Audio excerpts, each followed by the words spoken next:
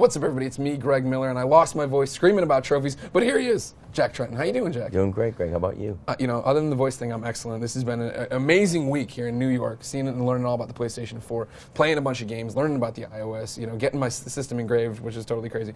But you're my final interview. However, you're the first interview since reviews posted.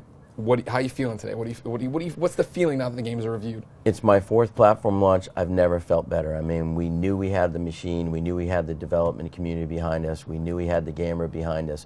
And 23 unbelievable games getting great reviews for the platform and for the games. Very, very excited. So today, the embargo's this morning. I imagine you're in some kind of war room with like all these different screens. You got IGN and GameSpot and Polygon, and you're sitting there like watching all the scores come in. Is that about how it went? It's a lot like E3, and that's exactly what happens at the end of the day. You kind of get a recap on all the press that's run, and fortunately, it's really been positive. And I think there's a lot of good news out there. So I'm glad people are feeling as confident as we do when they get their hands on everything. So this, by far, not your first PlayStation launch. You've been around a bit. You've launched some of these PlayStations before. How does this one feel different? It's like it's almost too good to be true. I mean, the last ball to drop was the network, and as you know, that went up last night and went smooth as silk. And really anxious to get all the gamers online November 15th. But we've already got a lot of people out there, and it's just better than it's ever been. I mean, the hardware is the goods. The games are great. We've got a great price point, and I really think it's a testament to listening to the gamers and listening to the development community and giving them a machine that's really gonna give them a lot of enjoyment for the next 10 years. Is for you, if for you, is that the big change? The fact that, I mean, what's different this time around is that you guys really listened and like brought people into the conversation? I think we always listened, but we listened later in the game. The R&D and the engineering team would have their hands on it behind closed doors, and about 80% of the way, they'd turn it over to the development community and say, what can you do with this? And then they'd turn it over to us and say, all right, create a business model and go get some consumers interested. This time around, we really listened to the consumer insights, and we worked with the development community for day one. So it just feels so good, and it's like you say to yourself, why the heck didn't we do that in the first place? But this time around, it's by gamers, for gamers, and for the development community, and you can see it. So I mean, was it a decree from up top or something to come down and say, all right, guys, we have to all get on the same page and go forward? I think it's something that Sony had talked about in really all the divisions, that we're an engineering-driven company, very proud of the technological innovations over the last 60-plus years, but really a seed change to say we've got to listen to our consumers, and we've got to give them the machines that they want, give them the devices, give them the entertainment experiences, listen to the consumer, and I think we're doing a better job of that throughout the company. But the gaming community is so vocal, so it's not like you got to track them down. They will find you. Yeah. So it's not hard to listen if you just, you take the time to do it. So, I mean, how do you open that door but not get overwhelmed, right? Like, I was talking to Shu about it, right? Like, he gets a million tweets, and he said it himself, every day there's some crisis. Every day there's some horrible thing.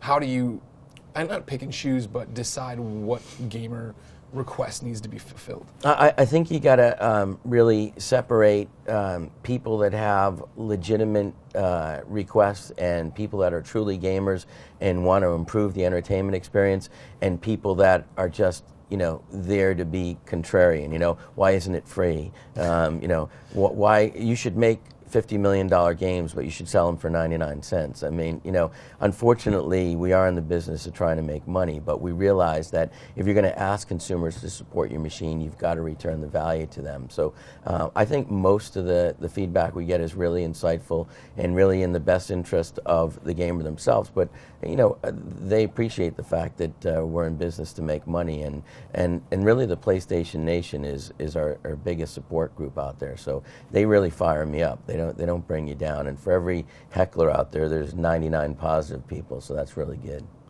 So then right now, when you started seeing pre-order numbers and how many units you need to fulfill and all these other crazy things, like, is this going to be your most successful launch ever, you think? Far and away. I mean, you never want to predict the future with a certainty, but this will be far and away our most successful launch ever. The interest is off the charts, but more importantly, supply is really, really good. I mean, we're going to have a great launch here November 15th. We're going to follow it up with a great launch in Europe and Latin America on the 29th, and we'll ultimately end up in Japan on February 22nd with a very positive launch. So we'll be out in 32 countries by the end of our fiscal year, March 31st, and I think people are going to be happy all over the world. When I was talking to Adam, he was talking about the fact that, I think I said, what happens for you on November 16th? And he said, everything up until November 15th has been the warm-up lap, and then the real race begins. What does that mean for you? What's next for what you guys have to do? Well, I mean, I think you have to have perspective, and I always say ad nauseum, it's a marathon and not a sprint, but even E3 was like that. It's like the build up to E3, you have a positive E3, and you go, okay, great. That was a great news cycle, that was a great event, but a lot of work to be done. Same thing about November 15th. Launches are great, and I will remember every launch, with a lot of great memories, but, it seems so long ago when we launched PlayStation 3, and the numbers that we did were impressive, but 80 million units in 7 years later, it's really all in perspective, and I think, I'm so excited about November 15th, but it's really going to take about 10 years to look back and go, how did PlayStation 4 do, and what did we accomplish? I know you don't want to predict the future, but I'm going to make you predict the future. Do you think that remote play is going to really change the game for Vita?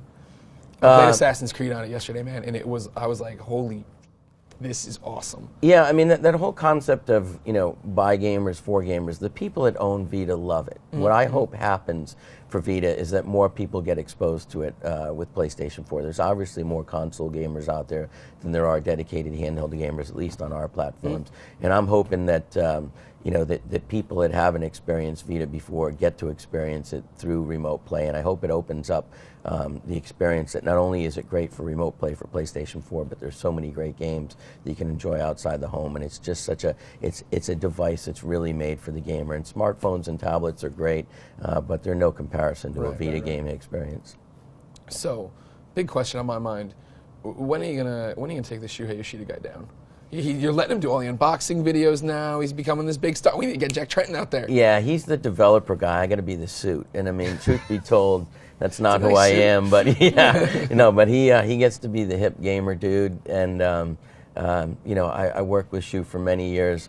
I just, unfortunately, he can say something like, oh, that's cute. I say something and the stock, changes. So I got to be careful what I do if I want to stay here for a while. All right. Well, I don't want to injure that at all, so we'll wrap it up here right, before I do any damage to your reputation. Ladies and gentlemen, that PlayStation 4 is about to be out, and then it'll be rolling out through all these different countries and everything else. And for everything about the games, the system, and when the PSP Go is coming back, keep it here on IGN.